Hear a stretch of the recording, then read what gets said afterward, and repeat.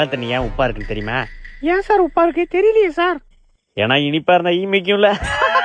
ஐயோ sir, super joke sir. நான் ராஜ்குமார் சிரிக்கலையா? சிரிச்சாதான் இன்டர்னல் மார்க்கு. சார் செம ஜோக்கு சார்.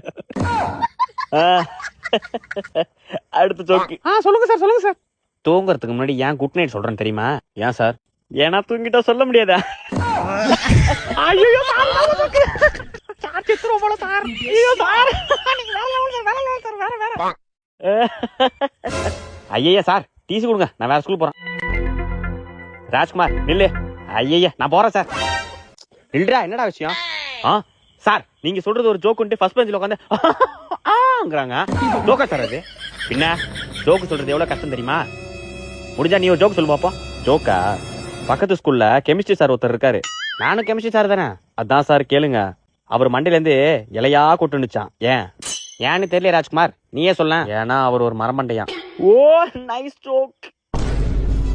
நம்மள மரமண்டைன்னு சொல்றானா?